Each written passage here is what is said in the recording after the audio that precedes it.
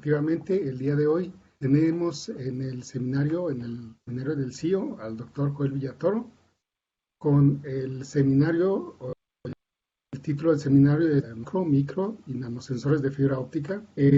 A nombre del comité de seminarios les damos la bienvenida y les agradecemos el interés que han demostrado por esta charla.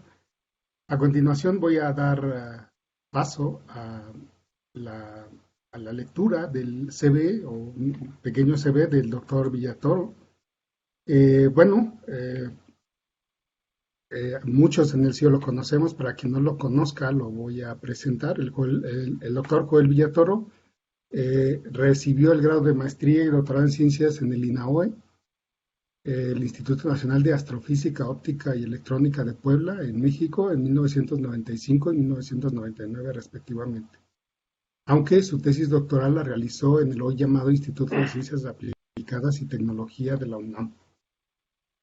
Actualmente es profesor de investigación Iker Vázquez en la Universidad del País Vasco. Antes de este puesto permanente, Joel trabajó como investigador en Aston University, en Inglaterra, en el prestigioso Instituto de Ciencias Fotónicas de Barcelona, en el Centro de Investigaciones en Óptica, en la Universidad de Valencia, en España, en el Case Western Reserve University de Estados Unidos. Joel ha hecho importantes contribuciones en su campo de investigación, que son los sensores de fibra óptica, como demuestran sus más de 130 publicaciones revisadas por pares en revistas de prestigio y en congresos internacionales y sus 8 patentes otorgadas. Joel es un investigador reconocido internacionalmente por sus contribuciones en sensores interferométricos principalmente, aunque ha hecho bastante trabajo en otros tipos de sensores, y por esta razón es miembro distinguido de la OSA. A la fecha tiene más de 5,000 citas a sus trabajos, ha dado alrededor de 26 charlas invitadas y 2 plenarias en eventos internacionales. Es además actualmente es editor asociado del Journal of Lightweight Technology, de la IEEE OSA, es editor jefe de la especialidad en Frontier Sensors. También es miembro del consejo editorial de Optics and Photonics News de la OSA y de Sensors and Actuators Reports del CEVIR. Bueno, pasamos a ver y a escuchar la charla del doctor Villatoro.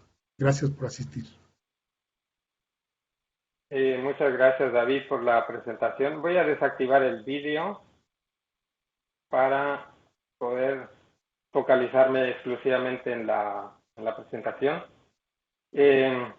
Pues nada, muchas gracias al Comité de Seminarios del CIO por la invitación. Siempre es un honor para mí que me contacte gente del CIO porque pues, le tengo bastante aprecio a la institución donde trabajé 4 años y tengo muy buenos recuerdos de mi trabajo ahí. Pues voy a hablar sobre lo que le llamo hoy macro, micro y nanosensores de fibra óptica. La intención es hacer sensores de fibra óptica, uno de tamaños macro, pero lo he ido reduciendo gradualmente. He pasado de centímetros a micrómetros y ahora, últimamente, pues estoy explorando lo que es efectos en la nanoescala, ¿no? Vamos a ver cómo se coge. Vale. Pues para darle a que se den una idea de dónde andamos, pues andamos en Bilbao. Yo trabajo en la Escuela de Ingeniería. La Escuela de Ingeniería es esto que se ve por aquí. Estamos juntito al estadio de San Mamés. Es el estadio, es la casa, la catedral del fútbol que se llama. Es la sede del equipo de primera división, el Athletic de Bilbao. Estamos muy cerca de la zona económica importante de Bilbao. Es esta la zona, digamos, de interés cultural y turístico. Un museo de 85 millones de euros que tiene, pues es moderno y atrae muchos visitantes, ¿no? Bueno, lo que vamos a hablar es de sensores de fibra óptica y para entrar en materia, pues me gustaría comentar algunos hechos. Las fibras ópticas están a lo largo de todo el mundo, es lo que permite las comunicaciones, es probablemente por el medio del cual mi voz está llegando a todos los que me están escuchando en este momento. Las fibras ópticas guían luz de manera muy eficiente, pueden guiar por kilómetros y kilómetros con bajas pérdidas. La luz, como estudiamos, la gente que estudia maestría, doctorado en óptica, en fotónica o hace física, sabe que tiene atributos como intensidad, como fase, como color, que nos denotamos como longitud de onda, tiene un estado de polarización, la luz se difracta, se esparce, y bueno, en sensores que tratamos de hacer, codificar el parámetro que nosotros queremos medir en algún atributo de la luz. Por ejemplo, queremos codificar vibraciones en la fase de la luz. Y después vemos cómo decodificar esa información que queda en la luz. En algunos casos, la tecnología de sensores con fibra óptica no tiene competencia, no tiene alternativa.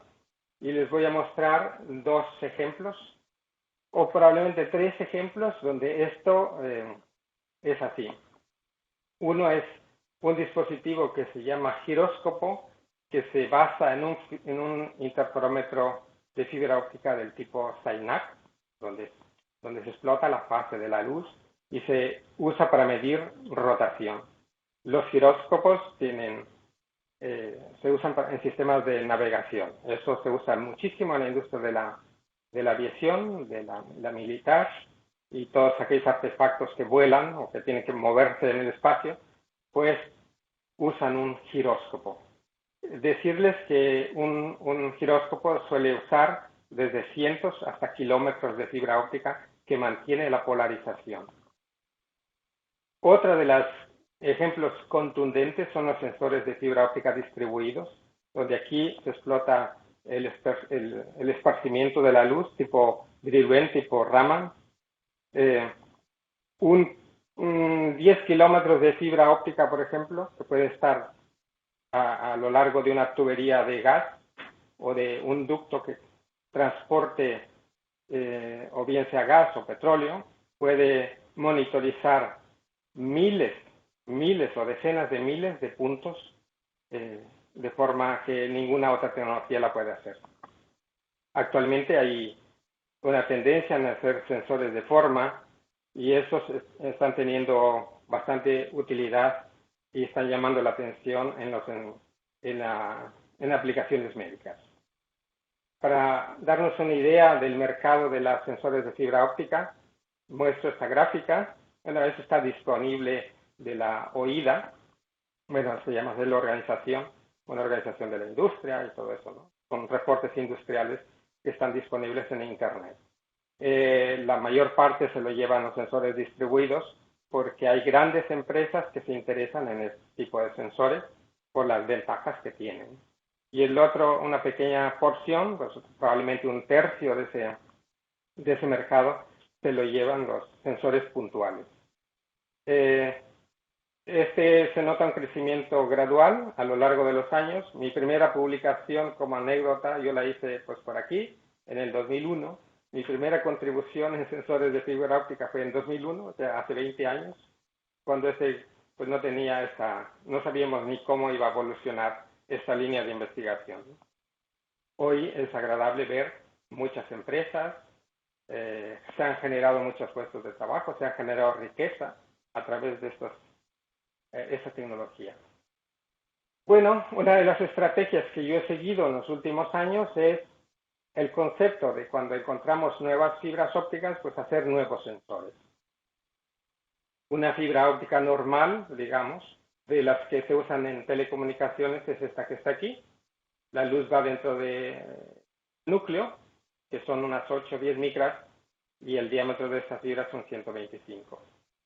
Luego, allá por 1995, se propuso un nuevo tipo de guía, que es esta que está aquí, se llama fibra de cristal fotónico, donde hay una serie de agujeros, excepto en el centro de la guía.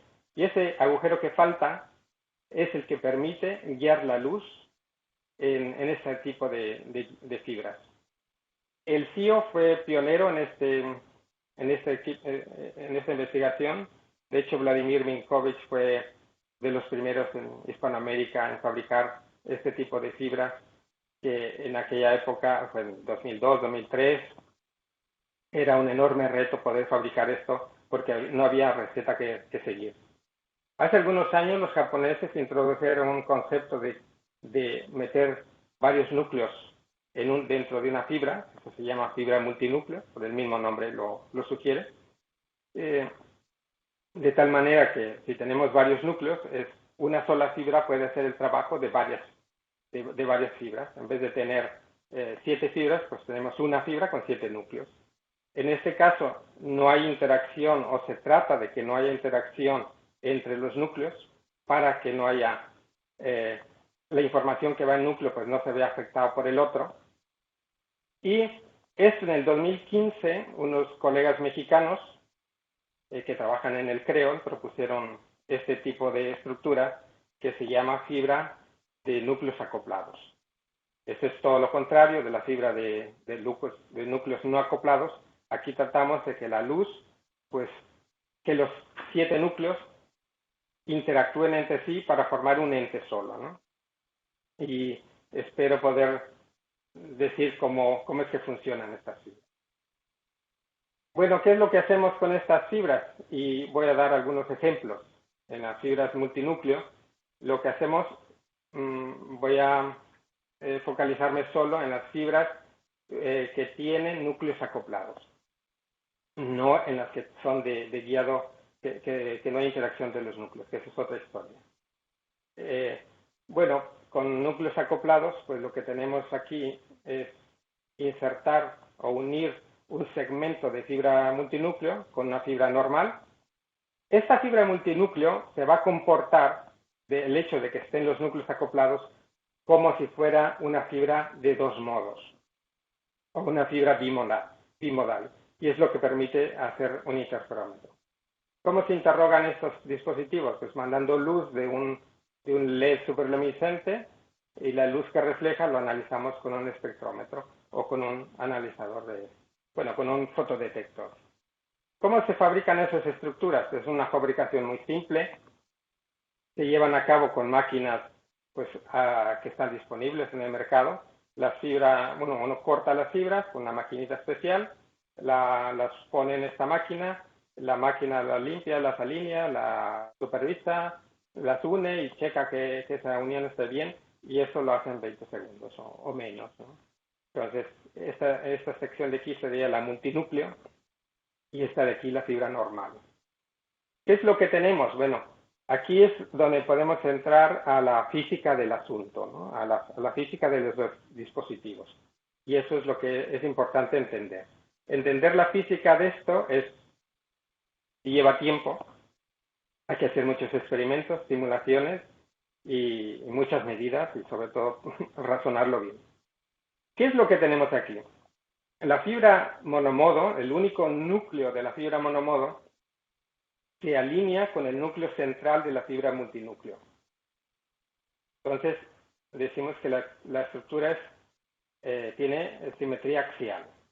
Y luego, la fibra monomodo, como su nombre le indica, pues es un solo modo en un rango de longitudes de onda, y el modo fundamental es el que va a excitar a la fibra multinúcleo. En estas condiciones, ¿qué logramos?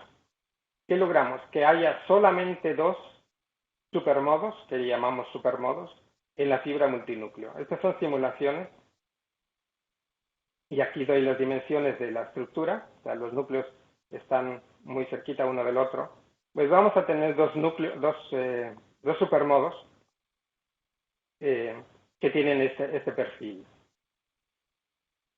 ¿Qué características tienen los supermodos? Bueno, los podemos caracterizar por una constante de propagación beta o por un índice efectivo n. Como los supermodos se propagan a diferente velocidad, pues acumulan una diferencia de fase entre ellos cuando se propagan en un segmento de fibra multinúcleo. ¿Qué es lo que tenemos en esta estructura? Pues si nosotros, por ejemplo, ponemos un segmento de una fibra multinúcleo al final de una fibra monomodo, la luz va a venir aquí, excita esos dos supermodos en la fibra multinúcleo, esos dos supermodos regresan otra vez y se recombinan, ¿no? Tenemos una excitación, recombinación de supermodos, y lo que tenemos es un patrón de interferencias bien definido, bien caracterizado, y lo podemos controlar con la longitud de la fibra. Esto es, aquí tenemos el fabricado en línea continua y el modelo teórico que tenemos encaja bastante bien. Bueno, si ya sabemos hacer un dispositivo, un interferómetro que es sumamente compacto, con fibra multinúcleo, pues podemos hacer una barbaridad de aplicaciones. Una de ellas es alta temperatura. Por su propia naturaleza, las fibras multinúcleo pueden resistir hasta los 1000 grados centígrados y por lo tanto pueden servir como termómetros para alta temperatura. ¿Qué explotamos aquí? Pues la temperatura afecta al material, ¿no? Cambia el índice del material, por lo tanto cambia la constante de propagación de los supermodos, por lo tanto cambia la fase entre los supermodos y vamos a ver un desplazamiento en el patrón de interferencia. Aquí tenemos algunos resultados donde colocamos a una temperatura determinada. Bueno, esta caracterización se hizo en un horno que tiene ese rango de medición. No teníamos otro en ese momento. Pero vemos que a medida que vamos subiendo la temperatura, el patrón de interferencia pues se va desplazando gradualmente hacia longitudes de onda mayores.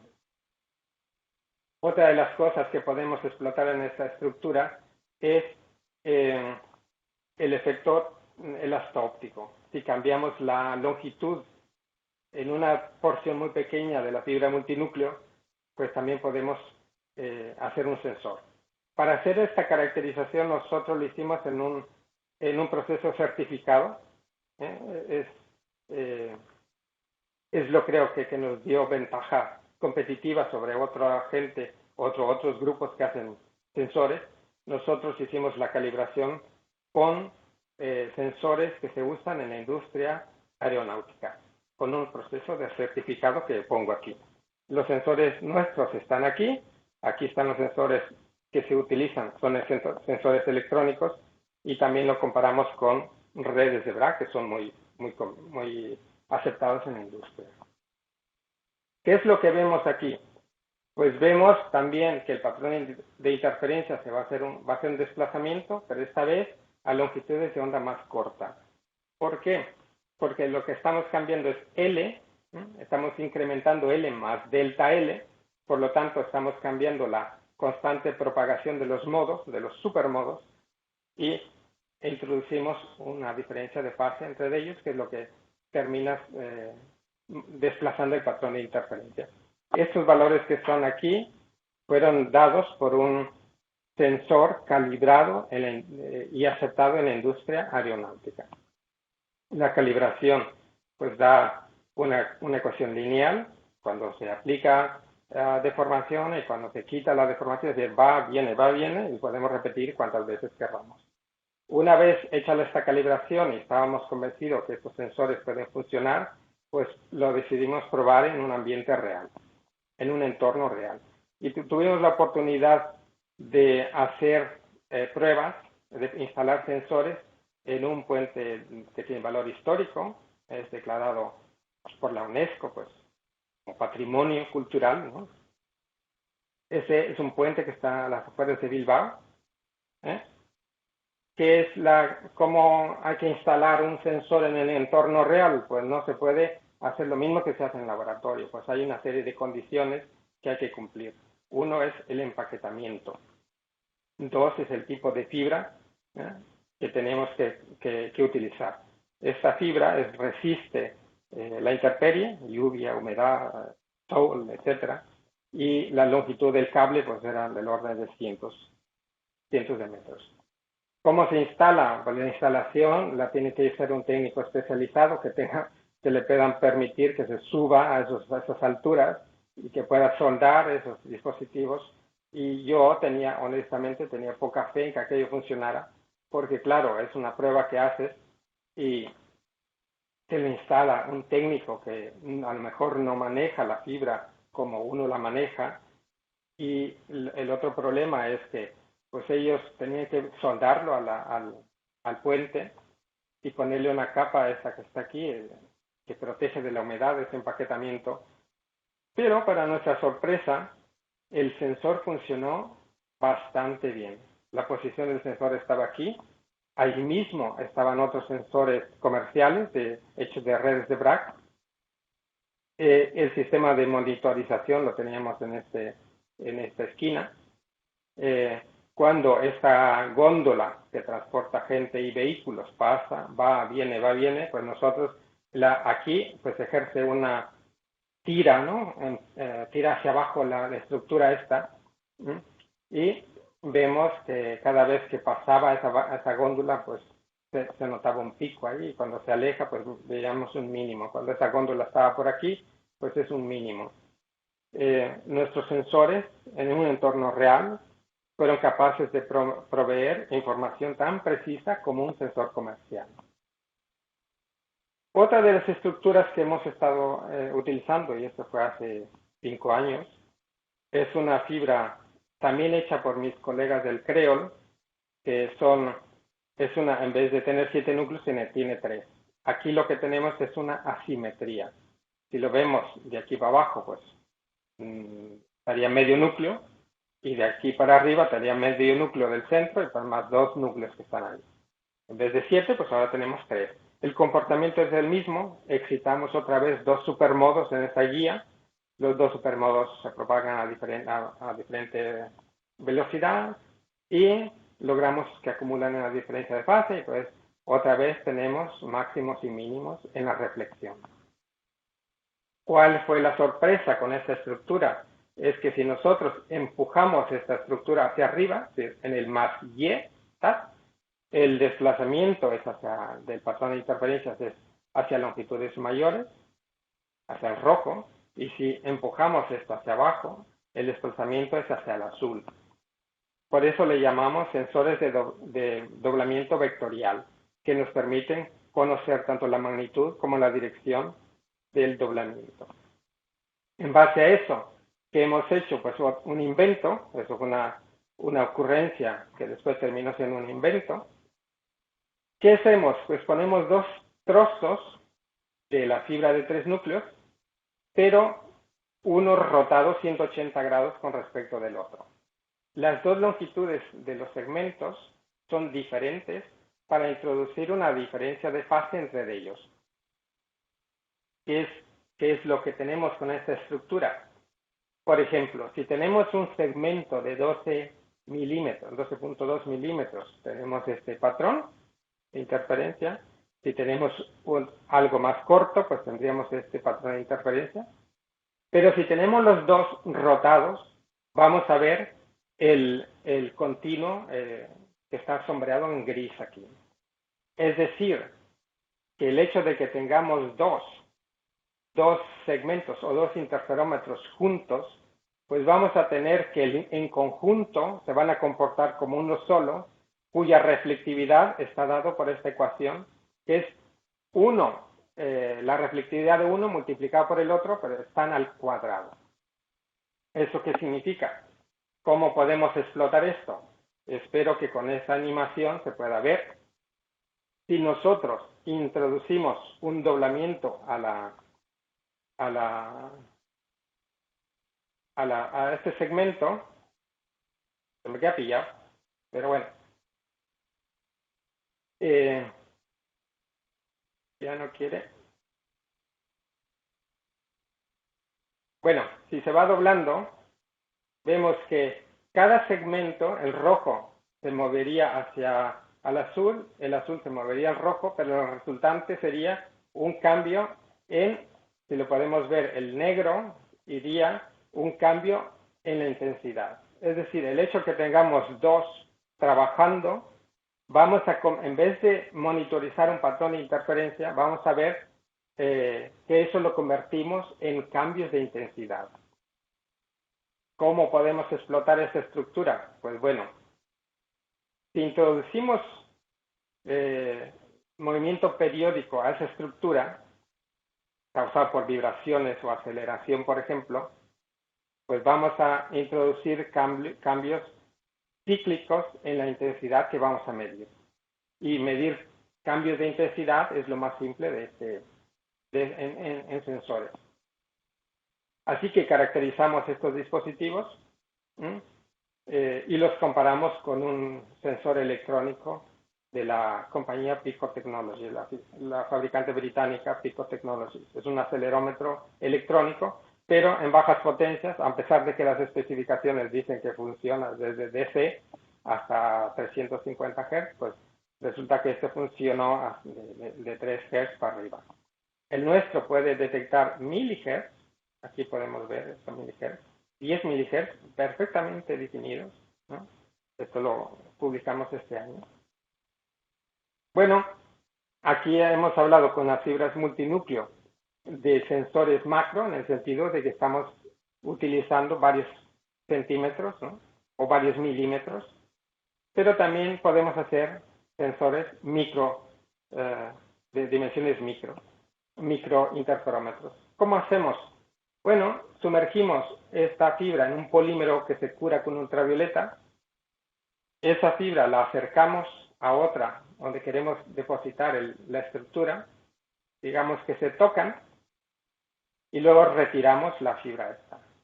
Y podemos ver que en esta fibra que está aquí, pues se ha quedado un pequeño domo de polímero. Luego aplicamos luz ultravioleta y ese polímero se queda totalmente pegado a la fibra. ¿Qué es lo que tenemos aquí? Pues tenemos un microinterferómetro. ¿Cómo es que funciona?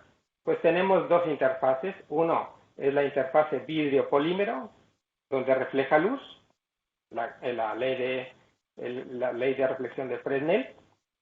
Y el otro tenemos otra interfase polímero medio externo. Tenemos dos haces que se recombinan y dan lugar a un patrón de interferencia. Pero claro, ese medio externo puede servir para hacer sensores, ¿no? Aquí doy un ejemplo de cuál sería una aplicación de estos microinterferómetros de polímero. Vemos aquí un patrón de interferencia. Cuando lo sometemos a temperatura, pues eso varía, ¿no? El rango de operación de estos dispositivos va desde menos 25 hasta 125 grados. Es el rango de operación del polímero que hemos utilizado. A lo mejor hay otros polímeros que soportan más temperatura. Este es la calibración con un termómetro electrónico comercial de la marca Omega, también británico. El rojo es el electrónico y el negro sería nuestro sensor, y van pues al tú por tú, ¿no? Van iguales. El tiempo de respuesta de nuestros sensores es del orden de 2.5 segundos, pero sé que hay un grupo de Inglaterra que ha demostrado unos polímeros un poco mejor, donde tienen respuesta de milisegundos, y eso lo están usando para aplicaciones médicas. Otra alternativa para hacer estos microinterferómetros es un esquema que muestro aquí. Vamos a utilizar, en vez de utilizar una fibra solo, vamos a utilizar una fibra monomodo convencional, pero dentro de una férula comercial, y vamos a dejar una cavidad de dimensión D llena de polímero. Y ahora vemos como la interrogación pues es como antes, mandar luz de un LED y luego analizar la luz con un espectrómetro. ¿Cómo se fabrica esta estructura? Pues nosotros metemos la férula con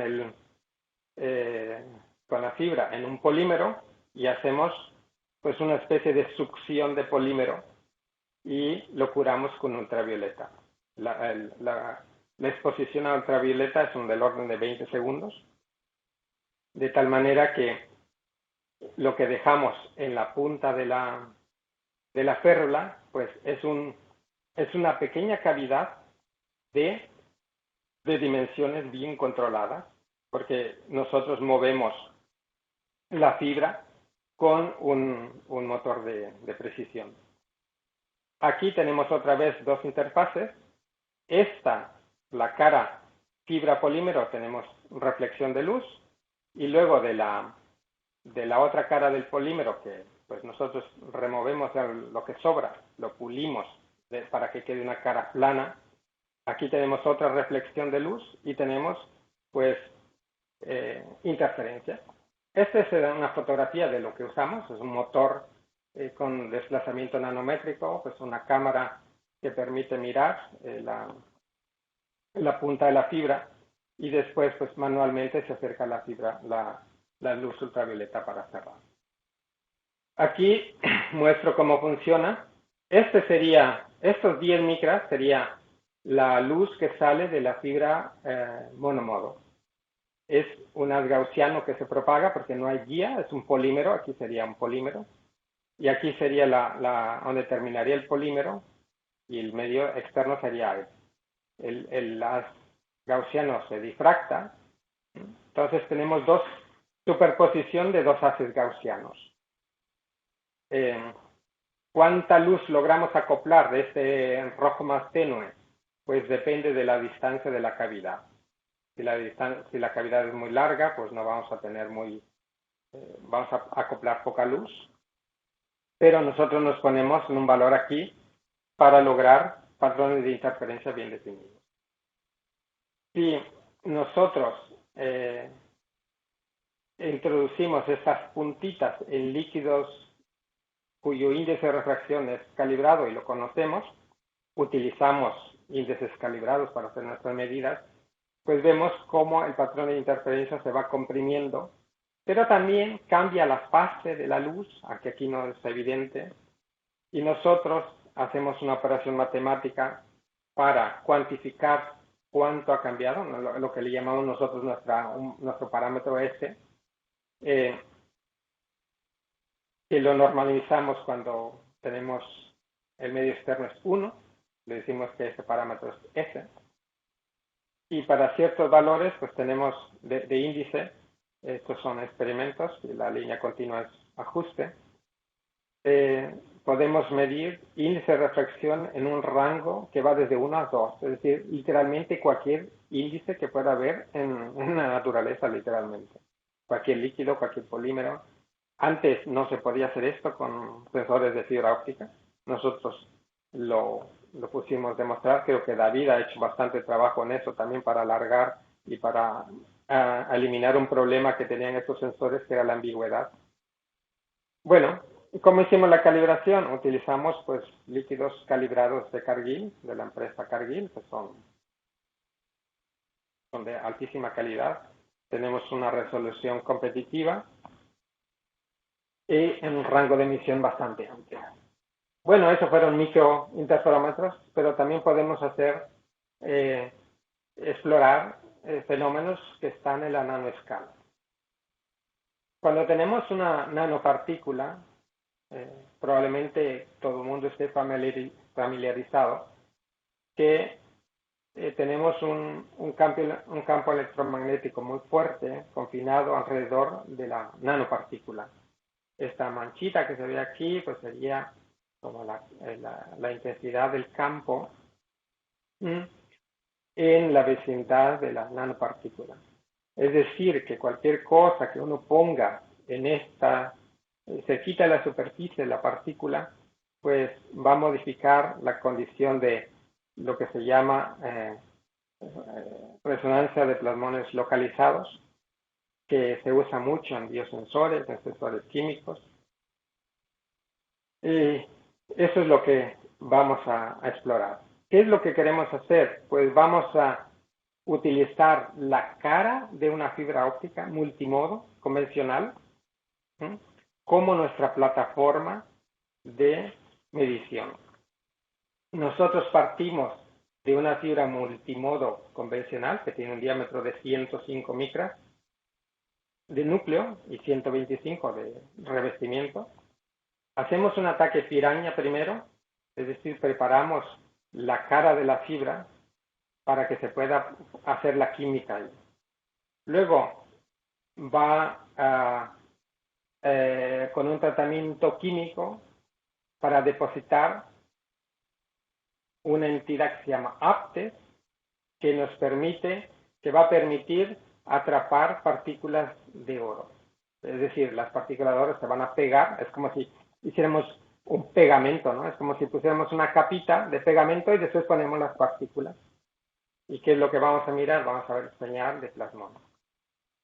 El APTES se puede polimerizar cuando está expuesto a la luz, entonces se trata de no exponerlo a la luz cuando se está haciendo este tratamiento. La fibra óptica se sumerge en una solución de nanopartículas y después se retira y quedan las nanopartículas ahí. ¿Cuál es lo diferente que hemos hecho nosotros? Pues hasta ahora y hasta donde sé, la gente podía hacer estos procesos químicos, de hecho desde hace 10 años la gente lo ha hecho, pero no tenía control ninguno.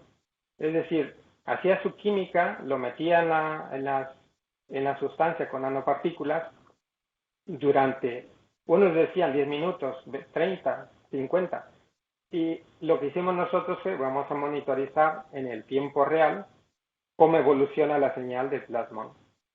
Bueno, y fue una sorpresa muy agradable que vamos a medida que pasa el tiempo, va subiendo la señal, ¿no? Y luego ya se distorsiona cuando ya tenemos mucho tiempo. Es decir, en estos de los primeros experimentos teníamos este tipo, aquí ya se satura y después pues, se avería. Lo que podemos hacer aquí es monitorizar en tiempo real la deposición de nanopartículas. Si lo podemos monitorizar, eso quiere decir que lo podemos controlar y por lo tanto podemos parar el proceso cuando consideremos conveniente. De todas maneras, los tiempos aquí son de minutos, tenemos tolerancia de 1 minuto para hacerlo.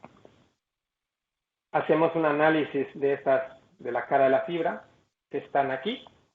Hay un montón de fibritas, ¿no? Pues se va uno sobre una de ellas, se analiza la cara de la fibra, está aquí la cara de la fibra, que no se ven las partículas, y se le va aumentando el zoom, pues vamos a ver que aquí hay nanopartículas depositadas. Esto es 4, 6, 8, 10, 14 minutos. A medida que pasa el tiempo van más y más partículas. Mediante un análisis con software comercial, pues los doctorandos han cuantificado cuántas partículas son solas, cuántas son solas, cuántos son dímeros, trímeros, y cuántos son 4 o agrupaciones de más de 4. Entonces, tenemos un porcentaje elevado de partículas individuales y eso se logra gracias a la química.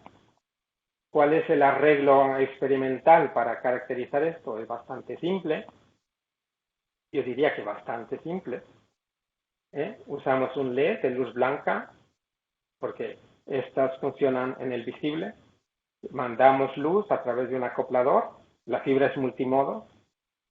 Y lo sumergimos a estos cuenquitos que están aquí para hacer las mediciones. La luz que regresa de las nanopartículas, pues se analiza con un espectrómetro chiquitín que está conectado a una computadora. Entonces necesitamos componentes bastante disponibles y no se requiere una gran inversión. Un LED pues, puede ser de 100 euros, un acoplador de 200 euros, un espectrómetro de 1000 y una computadora, pues todo el mundo lo tiene. Bueno, ¿cuál es la química que hay que hacer? Bueno, ya sabemos depositar nanopartículas. Ahora pues hay que explotar eso que sabemos hacer, pero aquí se requiere de química. Una de las cosas con la gente con la que colaboro, decía, vamos a detectar iones de cobre porque es un contaminante del agua y es muy importante. Bueno, ¿cuál es la química para detectar esos iones de cobre? Bueno, es un proceso que se llama depositar TSEM, que son como estos Is que se están ahí pegadas a la nanopartícula, que eso va a permitir atrapar los iones de cobre, ¿no? Que están aquí como las esferitas.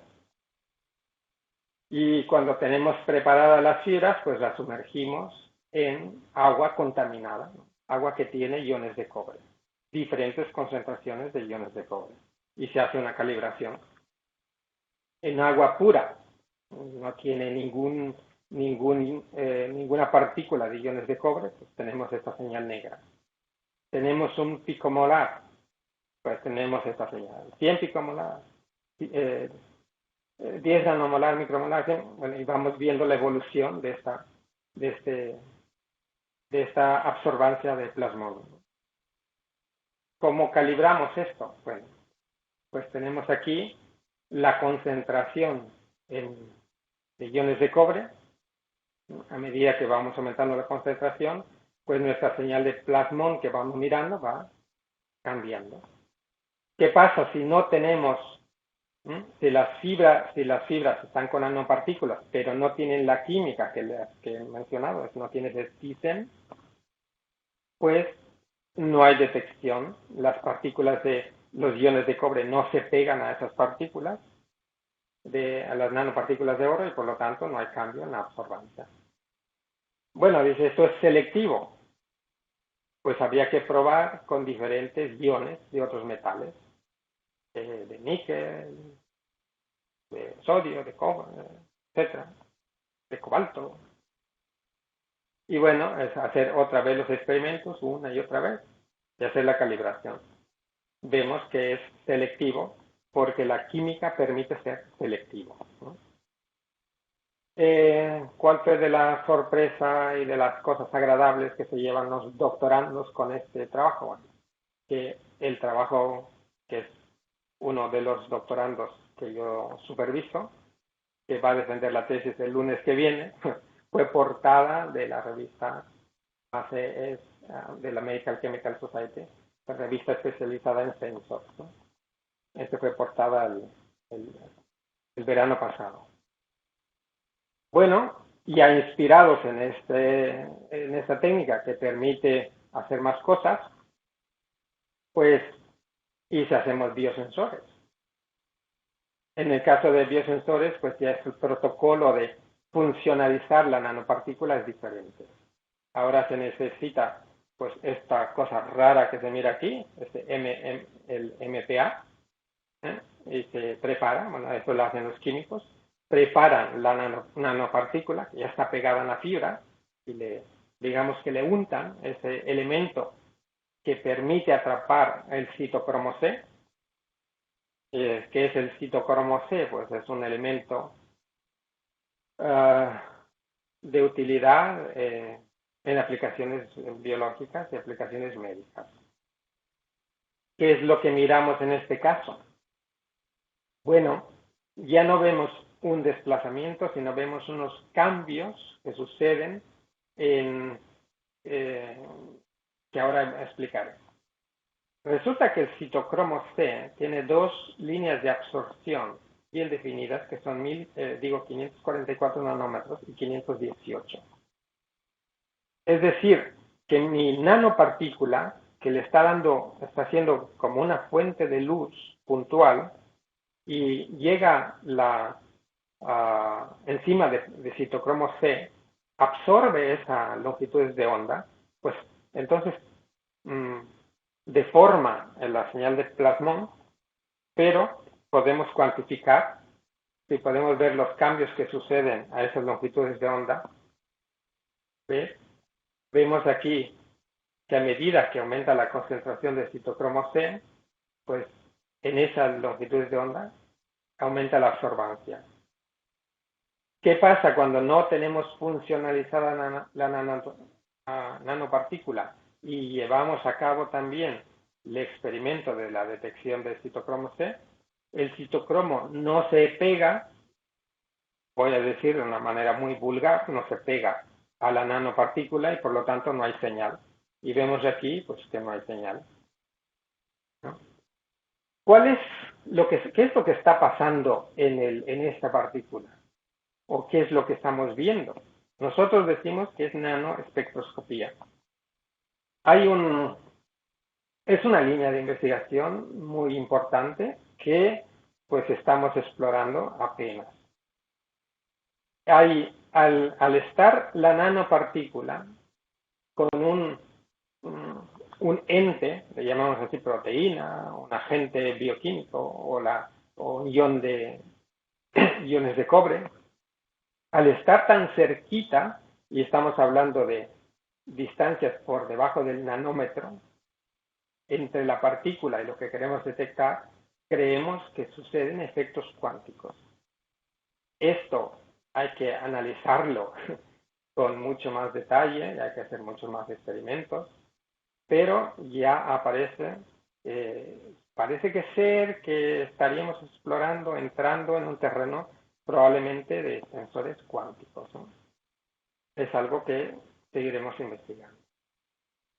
Bueno, en estos 45 minutos que tenía para hablar, pues he hablado un poquito de los sensores que hemos hecho a lo largo de los años.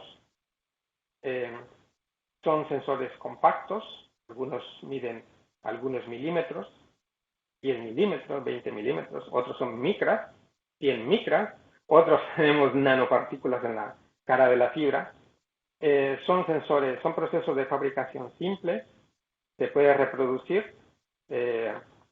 Los sistemas no necesitan una complejidad para ser interrogados, son de bajo coste. Tenemos alta sensibilidad, utilizamos dos fenómenos sumamente sensibles, que es interferometría y plasmones.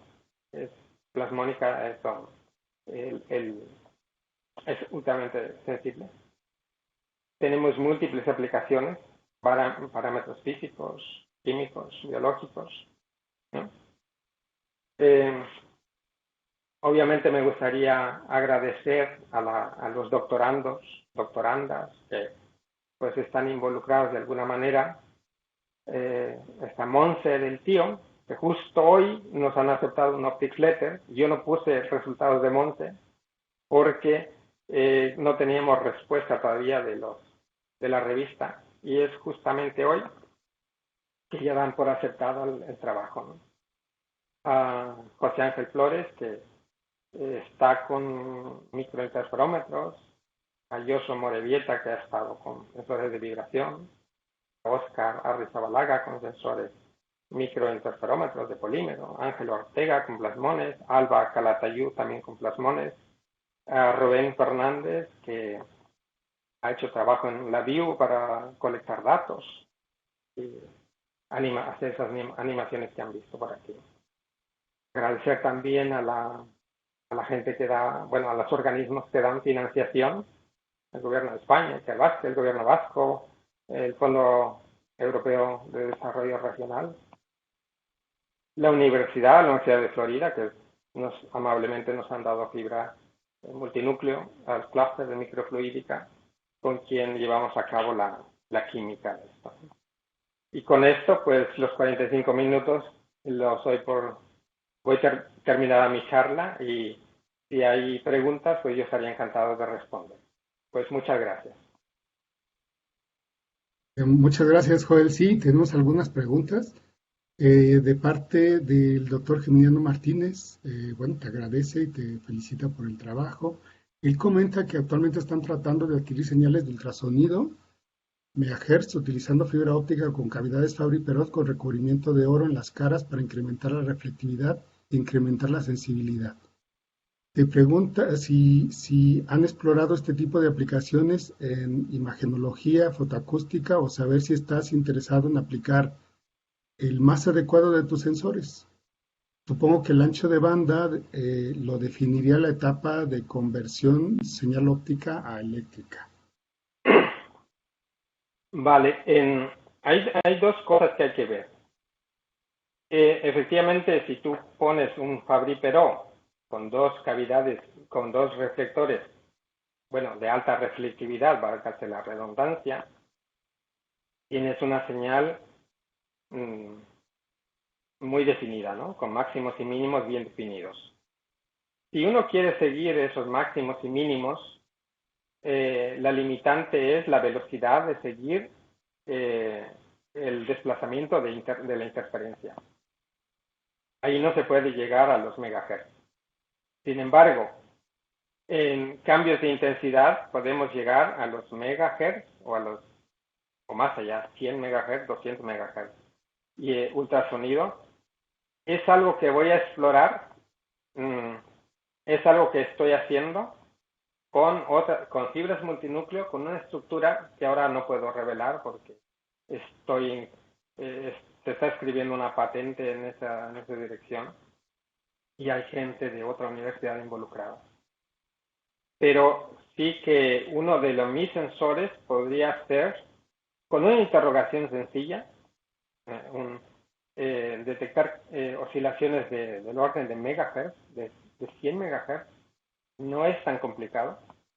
Y por lo tanto ultrasonido es algo muy interesante, es algo que merece la pena investigar y qué bueno que pues haya gente interesada. Yo abierto a si quieren que hablemos en más detalle más adelante.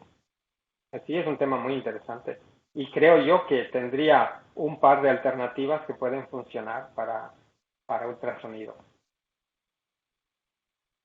Muy bien. También de parte del doctor Zacalías Malacara, te saluda y te da la bienvenida. Y él pregunta, ¿el sensor microinterferométrico tiene un tiempo de respuesta de perdón, se me mueve aquí la pantalla, de 2 segundos? ¿Qué parámetro limita el tiempo de respuesta en el tiempo? Vale, es una pregunta muy interesante y Zacarías, si me estás escuchando, pues ya sabes que nos hemos tomado cafés ahí muy, muy alegres hablando de la física, de la fotónica y de la investigación. Y bueno, ya. La gente, de hecho yo he tenido porque la gente ha presentado estos polímeros, gente de Inglaterra, de la Universidad de College London, en un congreso que hubo en Alemania el año pasado, me parece, o hace año y medio. Yo no estaba de acuerdo en que ellos decían que tienen su polímero, casi el mismo polímero que nosotros, y que reportan tiempos de respuesta de milisegundos. ¿Qué hacen ellos? Ellos lo calientan con un láser, usan un láser pulsado, pum, pum, pum, pum. Entonces el polímero se calienta, se enfría, se calienta, se enfría, y eso es lo que le llaman ellos milisegundos. Yo no estoy tan convencido que se llegue a milisegundos, pero tiene que ver un poco con las dimensiones del polímero. Entre más pequeñito, pues más rápido va a ser. Entre menos material, pues más rápido va a ser. Si ponemos mucho material, pues va a ser más lento. Pero en el tiempo, en la situación real, uno tendría que proteger ese polímero porque para hacer mediciones no podría exponer ese polímero a otra cosa. Por lo tanto, tendría que tener un encapsulamiento y ese encapsulamiento suele ser una barrera. Y eso nos pasa con las fibras multinúcleo también, que no puede ser más rápido por el empaquetamiento. Es una barrera que se pone, entonces el calor se va a transmitir a través de esa barrera, ¿no? Y después llega el polímero. Yo creo que aquí la gente que dedica a hacerse polímeros, con quienes también he intentado hablar para ver si nos pueden dar un polímero que tenga unas ciertas características, pero bueno, esa gente de polímeros a veces no te entiende lo que tú le tratas de explicar, o tú no eres capaz, yo no soy capaz de explicarle, pero yo creo que tiene que ver con el polímero en sí. Es decir, si un polímeros que son curables con ultravioleta, hay otros que son curables con temperatura, otros son curables en el tiempo. Supuestamente un PDMS es más rápido que un polímero de un fabricante que se llama Noal, que yo uso. Pero bueno, yo creo que es la química que está ahí metida. Y supongo yo que tiene que ver mucho con la naturaleza y cómo está hecho el polímero, con la química del polímero. Pero también las dimensiones tienen que ver. Entre más pequeño, pues más rápido. Por eso se trata de hacer una pequeña cavidad, una cavidad de 20 micras para que sea rápido. Muy bien. De parte de la doctora Verónica Vázquez también te saluda y te agradece la plática y tiene una pregunta. ¿Cuál es el rango de delta N que puedes detectar en los diferentes sensores? ¿Tienes mejor respuesta en la escala nano que en la macro? Vale, yo creo que son, mm, si te vas a cambios de delta N, en el caso del nanopartículas, es sumamente sensible. Y eso es lo que te permite ver cambios cuando depositas una cantidad de diminuta en la punta de la fibra. En el caso de los polímeros, debido al procesado de la señal que utilizamos, que es un interferómetro, que le cambiamos la visibilidad de ese interferómetro, no podemos llegar más allá de 10 a la menos 5.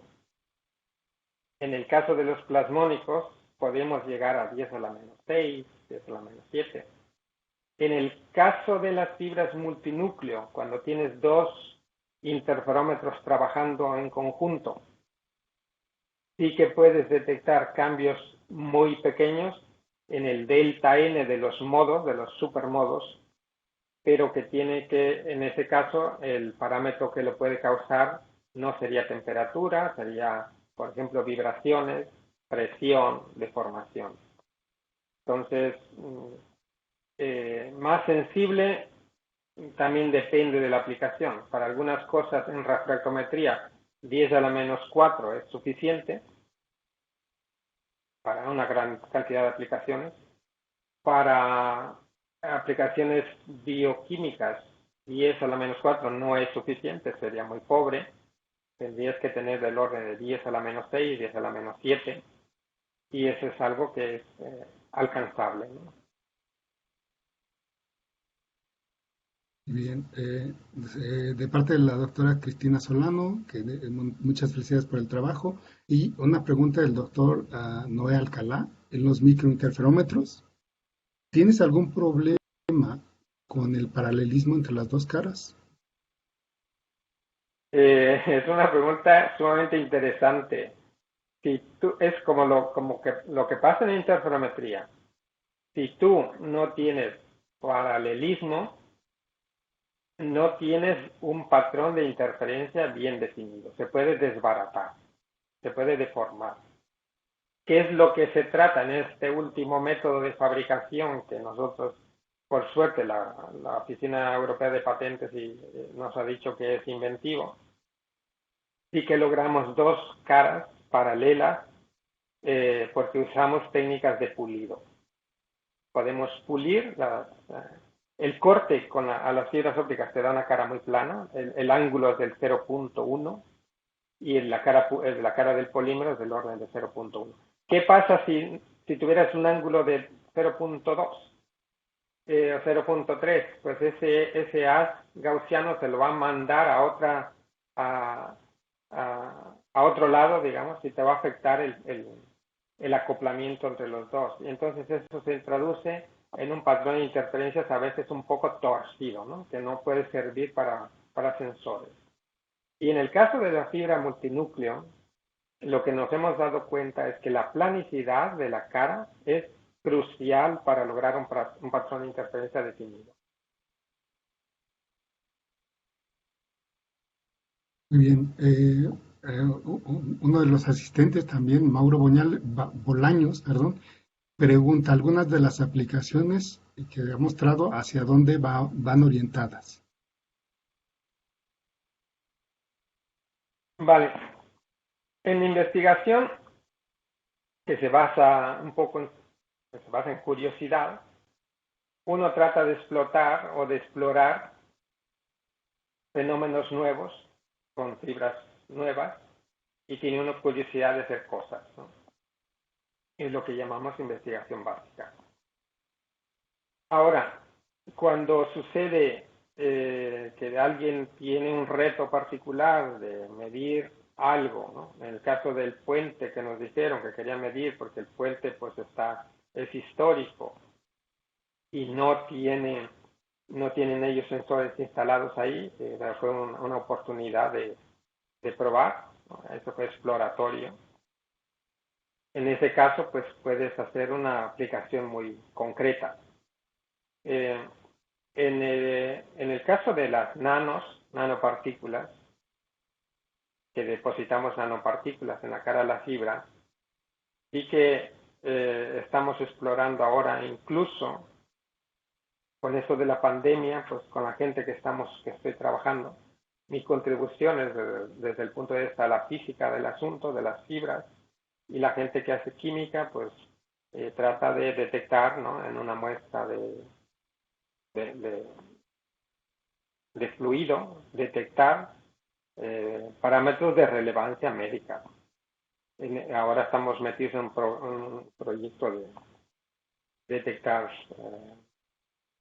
antibióticos, y eso la gente hace la química y nosotros hacemos, digamos, la detección y un poco la colección, interpretación de datos. Las partículas, en el caso de sensores plasmónicos, ¿para qué sirven? Para aplicaciones biomédicas y para detección de parámetros químicos. Creo que es bastante importante este tipo particularmente hoy en día es muy importante la detección. Pero bueno, mucho de mi investigación se ha basado en curiosidad. No es que digas, es que voy a hacer la aplicación para medir presión a temperaturas. Va uno explorando y algunas cosas pueden terminar en algo práctico. Muy bien. También tenemos otra pregunta que si has explorado las aplicaciones de estos sensores en el ambiente espacial. Yo tuve la suerte cuando estaba en el ICPO de tener un proyecto para la Agencia Espacial Europea. Los requisitos para ese tipo de aplicaciones son de lo más exigente que se pueda uno imaginar. Por ejemplo, el sensor de temperatura tiene que funcionar desde menos 40 hasta 1200. Y tiene que pesar no sé cuánto. Tiene que responder en un segundo. Son una serie de requisitos que uno se puede pasar 5 o 10 años y no lo puede alcanzar. De hecho, ahorita las únicas dos tecnologías, hasta donde sé, que se usan en el espacio son los giróscopos y se han ya probado redes de Bragg, rejillas de Bragg que se llaman. Esas dos alternativas. Nosotros metimos la cabeza hace un tiempo, pero a medida que pasa el tiempo, el nivel de exigencia a la agencia espacial sube y sube y sube. Y la electrónica tiene una serie de condiciones y la interrogación y el peso. Cada kilo de instrumento que va a ir al espacio cuesta del orden de cerca del €1.000.000, entonces una cosa de esa no puede pesar, pues ya me imaginemos lo que debe de pesar para que te hagan caso. Te dan proyectos pequeños, la agencia espacial da proyectos que te permiten explorar y te permiten ir a la agencia espacial. Yo estuve ahí y mirar a otra gente que tiene otras tecnologías, que van más rápidos, que son más compactos, que tienen tecnología de óptica integrada, en fin. Pero bueno, es un mundo de reto. La agencia espacial es un reto impresionante. Yo creo que deja mucho estar involucrado, aunque sea una temporada en un proyecto de estos.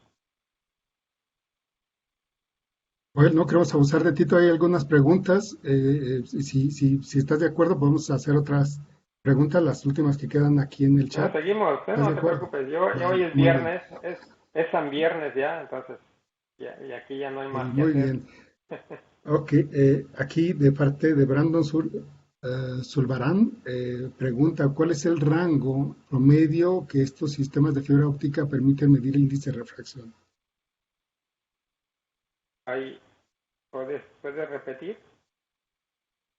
David, ¿puedes repetir Él la habla pregunta? indistintamente del sensor y de su constitución en fibra. ¿Cuál sería el rango promedio que estos sistemas de fibra óptica permiten medir el índice de refracción?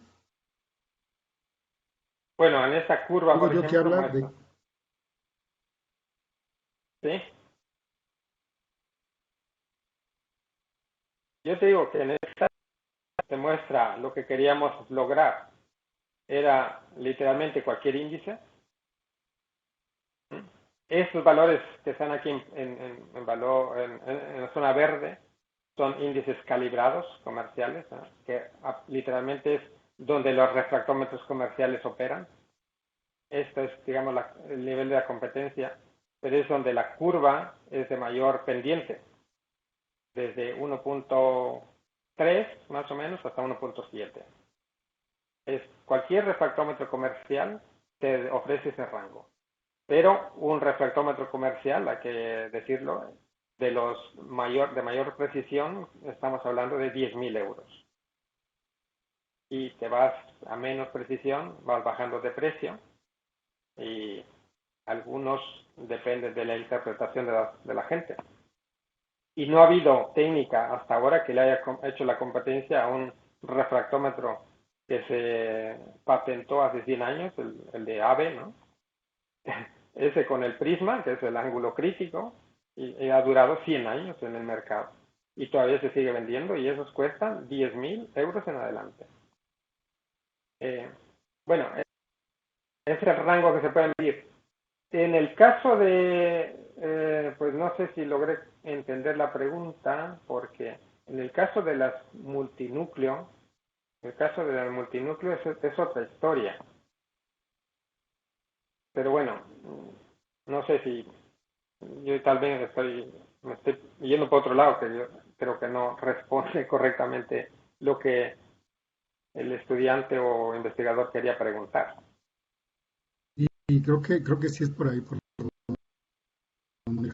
y bueno, él también sabe que puede contactarte si tiene alguna otra inquietud a este respecto.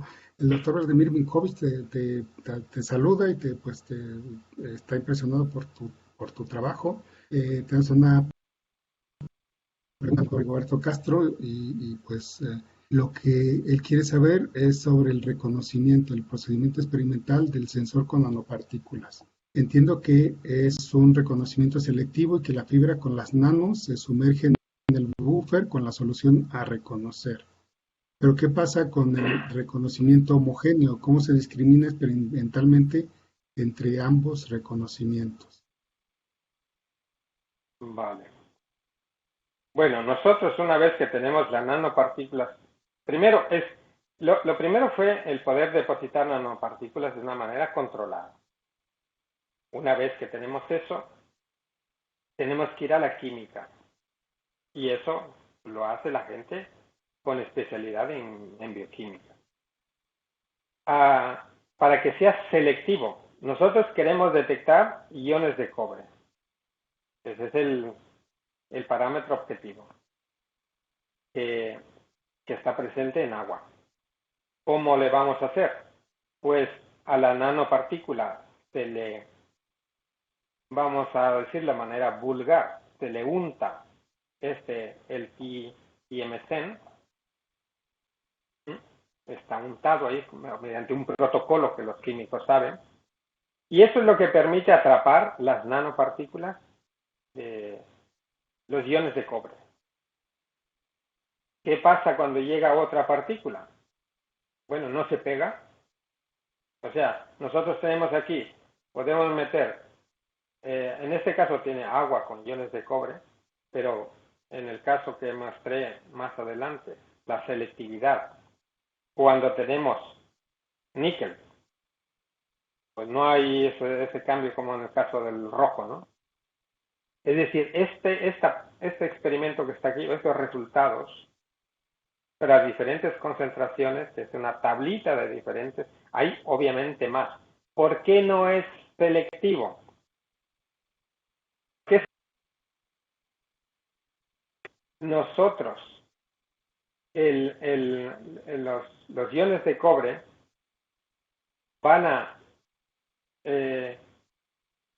tienen una absorción que es muy cerca de 550 nanómetros. ¿Qué pasa si tenemos otros iones que absorben en otra longitud de onda? Pues no lo vemos, no hay manera de verlo, no hay manera que afecte esta señal de plasmón. Eso es lo que lo hace selectivo. Si quisiéramos detectar otros iones que absorben en otra longitud de onda, por eso le llamamos nanoespectroscopía. Aquí voy a ver, en el caso del citocromo, cómo logramos que sea selectivo. Primero es preparar la nanopartícula para que solo pueda atrapar citocromo C. ¿Qué pasa cuando detectamos el citocromo C? Pues el citocromo C tiene dos líneas de absorción bien definidas y nuestras nanopartículas están, digamos que emparejadas con la señal que nosotros queremos medir, y eso hace que sea una deformación a la curva de resonancia de plasmones. ¿Qué pasa cuando tenemos otra proteína? Pues no se pega a la nanopartícula o absorbe en otra longitud de onda, y por lo tanto, si está en otra longitud de onda, pues tampoco afecta mi señal de plasmón. Esto creo que no lo mencioné, pero este se probó en ambiente real, en suero, ¿no? Y en un buffer. O sea, uno se prepara ahí la sopita, ¿no? de agua, y citocromo, en fin. Y este también se probó el citocromo en ambiente, en suero, serum, en suero real, donde tenía diferentes concentraciones de citocromo. Estas preguntas de selectividad en química, en sensores bioquímicos, pues es lo que hay que tener en cuenta. Si un sensor basado en plasmones o basado en otra tecnología no es selectivo a lo que uno quiere medir, pues ese sensor no sirve. O sea, nosotros imaginemos que depositamos una gota y no sabemos si son iones de cobre o son iones de níquel o quién sabe qué, lo que causa o es la temperatura, no sabemos qué es lo que estamos midiendo. En este caso, nosotros la selectividad se ha logrado con la química y con la sintonización del plasmón con los parámetros que queremos medir. Dos casos concretos, citocromo y iones de cobre. Estamos ahora explorando otras aplicaciones y otros parámetros, ¿no? Muy bien. Bueno, la última pregunta, bueno, el último par de preguntas vienen del doctor Alfredo Campos y él pregunta, en el caso del sensor de temperatura, el corrimiento de longitud de onda que se monitorea tiene una contribución debido al cambio de longitud de la fibra óptica por el aumento de temperatura y también por el cambio en el índice de refracción. ¿Cuál de los dos contribuye más a dicho corrimiento y cómo se puede separar cada una? Y bueno, de una vez te hago la siguiente. Dice, ¿sería posible hacer sensores de temperatura basados en cambios en la intensidad de la luz para no monitorear corrimientos de longitud de onda? Vale.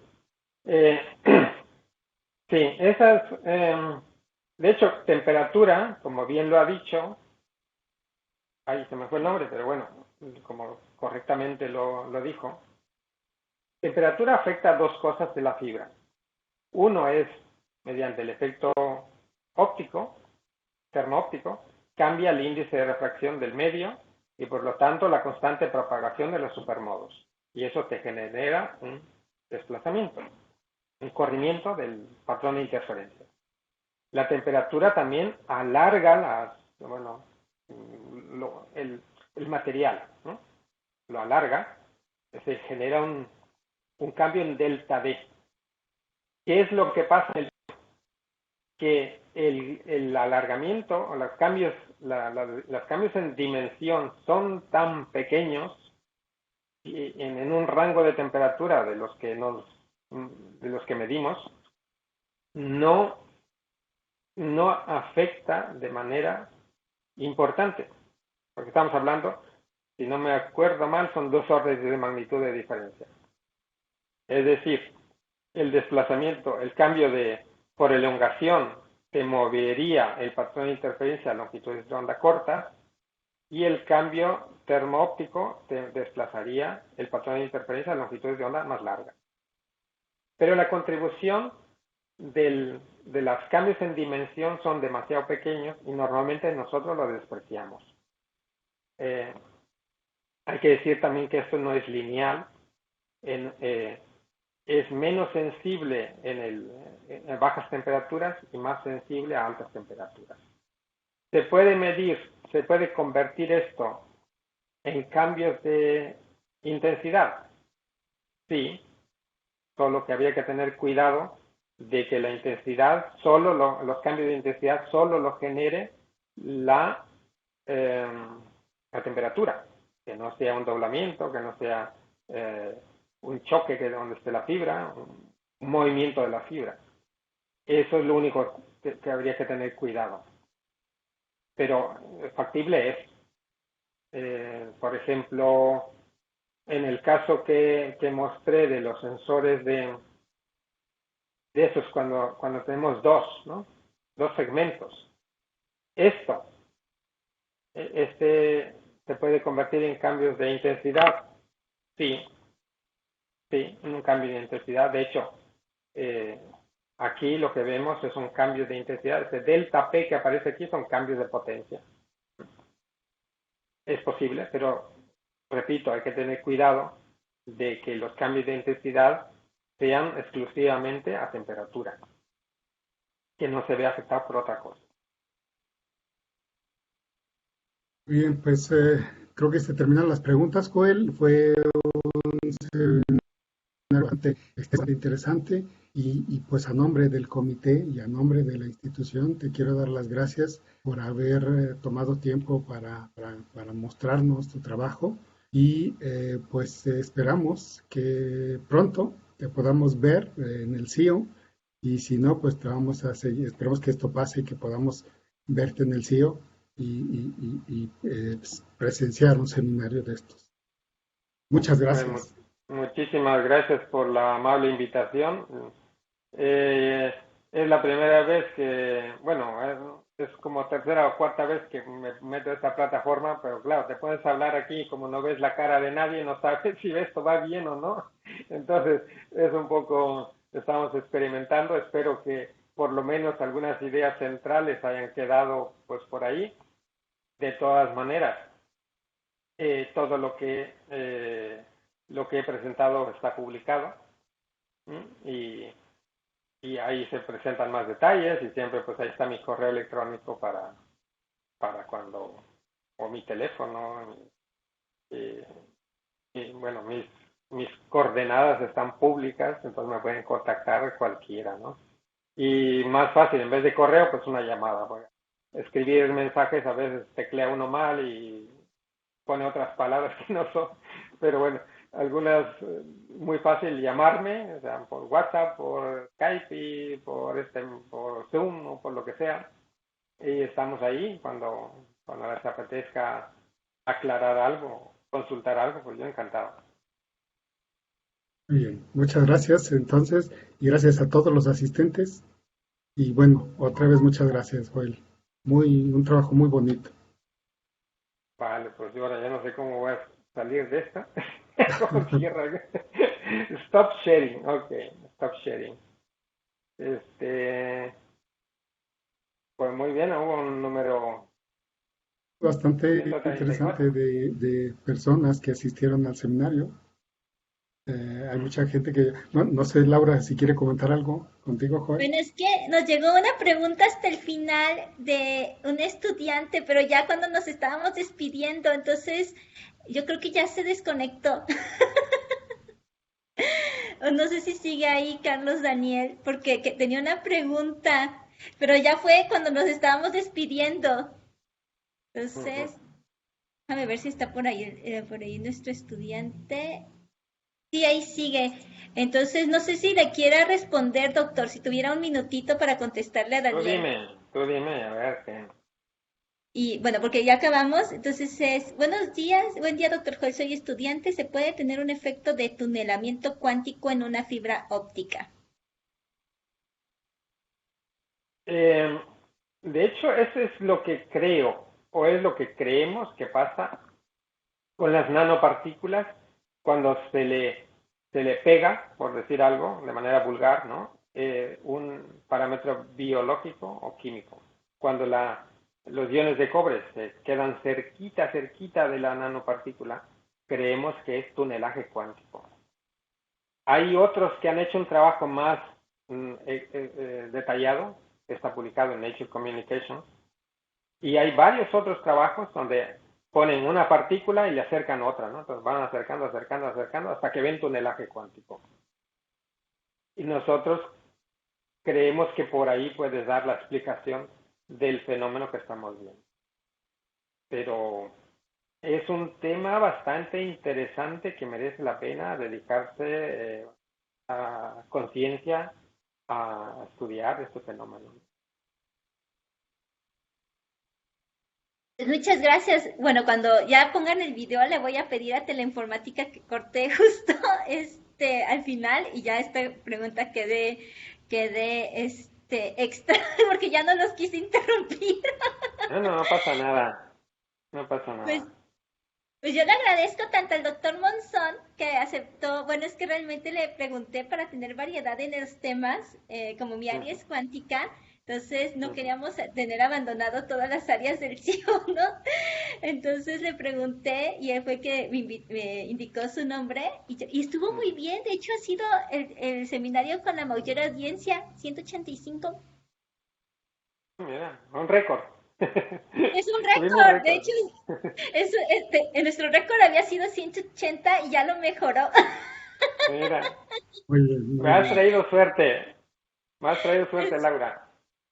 Así como tenemos un límite de 200, siempre estamos checando que no lleguemos, o sea, que tanto nos acercamos al límite. Y sí, pues muchísimas gracias, estuvo súper bonito y todo el mundo le está agradeciendo. De muchas gracias. Y doctor Monzón, muchas gracias también por ser el moderador. Muchas gracias, espero que no lo haya hecho tan mal, tú siempre lo haces bastante bien y bueno, siempre es un gusto ver los trabajos de Joel, aunque lo leemos, pero siempre el verlo, el ver la manera que tiene de sintetizar las cosas, pues siempre se aprende. ¿Y con los videos? Bueno, sí. Las animaciones esas están hechas en Blender. Es muchas horas a sacar 10 segundos de vídeo. Es una barbaridad de horas. Pero bueno, ya los doctorandos en sus tesis cada vez más introducen estas tecnologías. Es Blender, se usa Blender.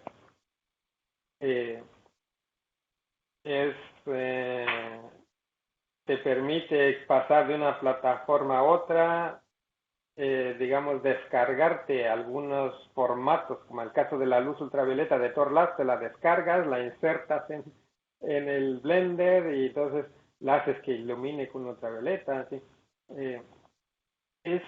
Y un video ayuda bastante a entender algo que es muy difícil de explicar. Yo creo que a medida que pasa el tiempo, pues vamos a ir metiendo más y más videos, ¿no? Porque ayuda mucho. Y... ayuda mucho a entender, por lo menos.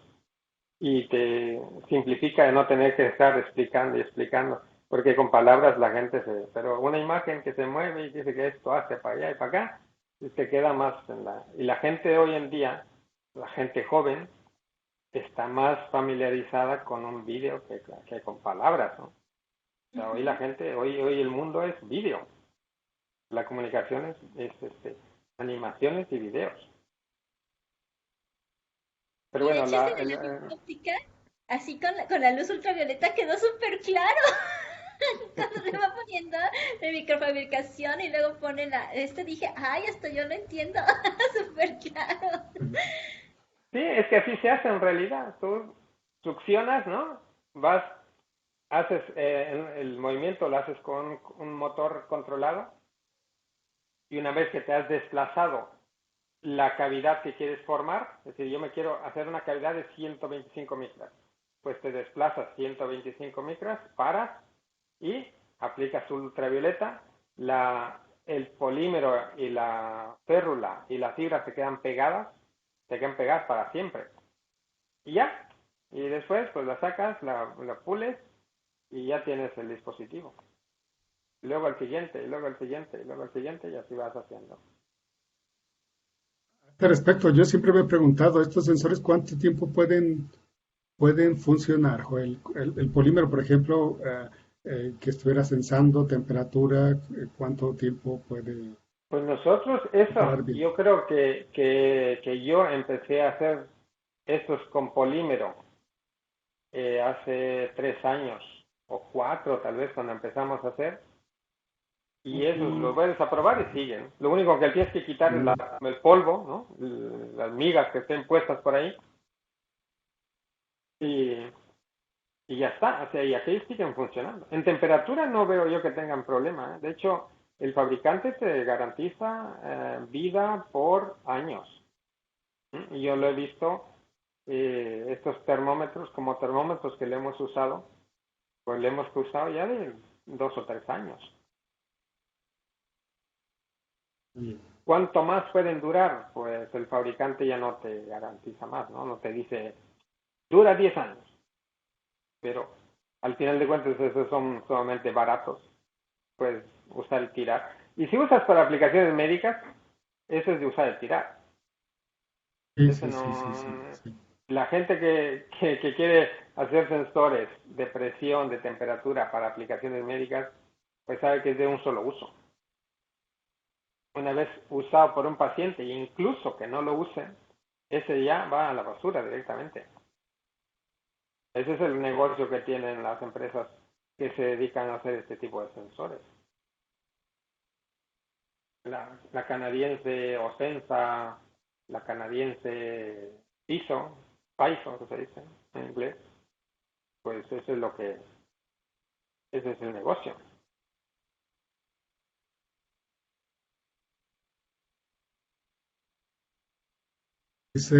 Otra vez, gracias, Joel, gracias, qué bueno que Eh, tuviste tiempo.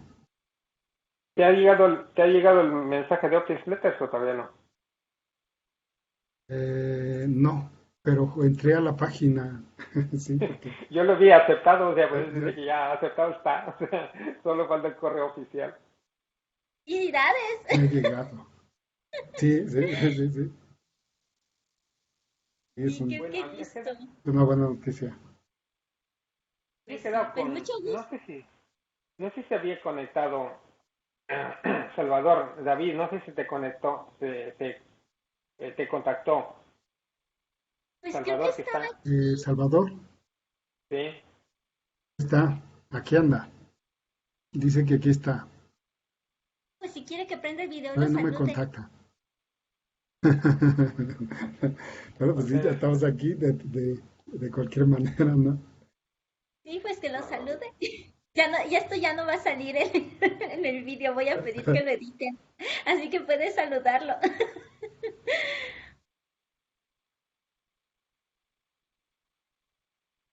Tu Ahí micrófono. está Salvador. Salva, Ok, acá ando, digo que me alcancé a meter desde el inicio de la plática, muy buena. Y enhorabuena por el artículo ahí, profesor David, profesor Joel, Monse. Hace muy interesante leerlo y las aplicaciones están muy interesantes ahí. Ya me dejó pensando, sí, ya te dejé con la duda, ¿no? sí, sí, ¿Qué, por qué, eso qué de las efecto, fibras, ¿mandé? qué la configuración de Otto ni qué Otto, ¿no? Vamos aquí con nanopartículas. Sí, eso de las fibras multinúcleo, porque a veces Ah, dije, eso está también está, interesante. es una mina de oro. Sí. Yo creo que es una mina de oro.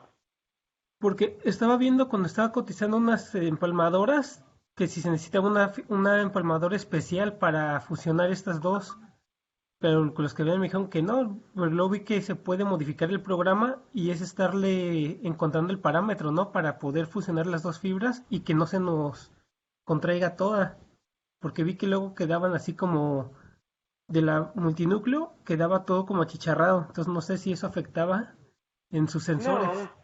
No, porque la fibra multinúcleo, cuando se une con una fibra estándar, utilizas un programa de fusión estándar, no necesitas más. O sea, utilizas el programa multimodo como si fueras a fusionar dos fibras multimodo. Ah, vale. Entonces usa la técnica de la alineación de revestimiento. No alinea los núcleos, sino el revestimiento. Ah, ok. Vale, sí, porque... Y de hecho, la fibra multinúcleo es totalmente sólida. Tiene un poco más germanio que una fibra normal, una fibra monomodo normal, pero no necesitas casi nada de raro para fusionarlas. Ningún requisito especial. Una fibra normal, corriente, te puede servir. Ah, ok. Vale, gracias. Sí, porque estaban ahí dudosos y no sabían si vendérmela o no vendérmela, porque me dijeron, no, a lo mejor ni te va a servir. Y nosotros dijimos, no, pues sí nos sirve. Pues puedes usar una Fushikura normal. Y de las fusionadoras hoy en día hay unas de 2.000 euros, de 5.000, de segunda mano Ok. por menos, ¿no? Ok. Vale. Pero te vale. No, multinúcleo es muy, muy generoso y tienes interferómetros de una manera controlada, de una calidad excepcional. Y puedes fabricar cuantos quieras, ¿vale? No hay que decir, esto ahora ya no sale, esto ahora no te sale. Siempre te sale. Va a estar interesante esa parte. Pero bueno, eso es. ¿Tú estás ahí Pues, con los prismas o qué? Por el momento sí estamos con los prismas, con los Autochip, Con pero los ya otros. después vamos a ver. Sí. Pues bueno, ya, bueno, has visto la charla y te digo que cualquier artículo lo puedes mirar, puedes descargar. Sí, Hay más ya le detalles estaré en los llamando en la artículos. semana. Sale, Vale, pues muy bien, muy bien. muy bien. vale, bien. Pues no sé, ya para no estarte cansando, Joel, pues Sí, ya es porque ya es hora de noche que para usted. descanses. Sí, sí, sí. Bueno, no sé si hay algo pendiente, si no, vamos cerrando. Sí, Ok, muchísimas ya no hay nada gracias. pendiente. Ya le mandé su reconocimiento y pues mucho gusto en conocerlo. Bueno, igualmente, pues seguimos en contacto. Ya, cuídense. Luego, cuídense, Luego, Dale, que estén bien dale, a pues todos, que, todos, hasta luego. dale, luego. cuídense mucho. Bye, hasta luego. Adiós, adiós. Adiós.